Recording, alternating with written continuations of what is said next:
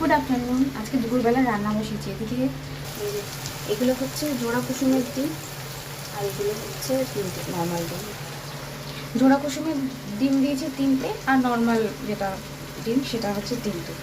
আর এদিকে বসিয়েছি শিম, আলু, পেঁয়াজ কেটে ভাজা।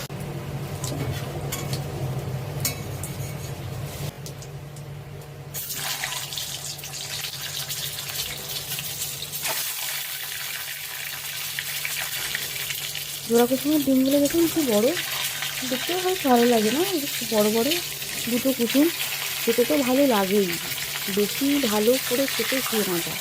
এবার এই ডিম ভাজছি এখন।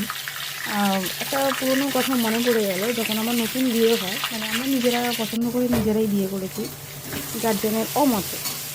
তো যাই হোক, এই ডিম রান্না করছি যখন একটা কথাই আমার বারবার মনে পড়ে। আমি আমার বর এখনও পর্যন্ত কথাটা বলি যে বিয়ের পর দিন আমি ডিম রান্না করছিলাম, ডিমের দিকে কালার আসছে না। কী হলো, বারবার বারবার হলুদ দিয়েই যাচ্ছি, কালার আসছে না। নামিয়ে খেয়েছি, আর কি ঝাঁজ আর কি ফুটে আমি গেছি তরকারি। আমার বর তো চুপচাপ খেয়ে নিয়েছে, কিন্তু আমি না ভাত খেতে পারিনি। যাই হোক, ডিমটা আমি এরকম করেই করবো, সিম্পলভাবে আর শর্টে, যাতে তাড়াতাড়ি রান্না হয়ে যায়।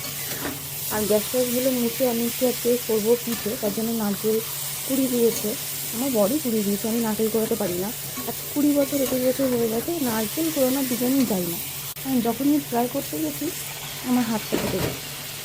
তো যাই হোক, এই ডিমটা হয়ে গেলে গ্যাস মুছবো, মুছে টুছে তারপরে ওই নারকেলের পুরটা বানিয়ে রাখবো।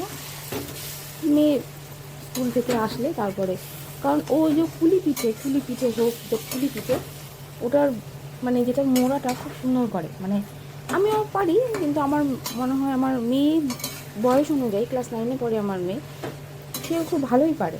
যাই হোক, এই যে আমার ডিমের ঝোল হয়ে গেছে, মানে প্রায় তেল বার হবে। তারপর আবার একটু জল দেবো, আলু দেবো। আলুগুলো সিদ্ধ করে রাখা আছে আমার নুন দিয়ে, একদম সিম্পলভাবে। এই যে দেখুন, ঝোল ফুটে গেছে, আলু সিদ্ধ হয়ে গেছে।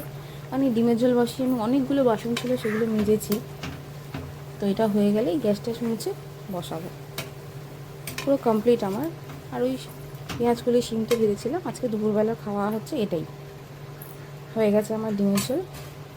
এবারে গ্যাস ট্যাসগুলো মুছে নেবো।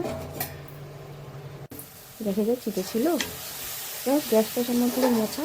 আর এদিকে বসিয়ে দিয়েছি আমি নারকেলের যেটা পুর দেবো, এই পাটিসাপটা বলুন আর পুলি পিঠে বলুন, তো করে রাখলাম। একদম কচি নারকেল, কিন্তু বেশ আঠালো আঠালো হয়েছে, গুড়টা খুব ভালো ছিল।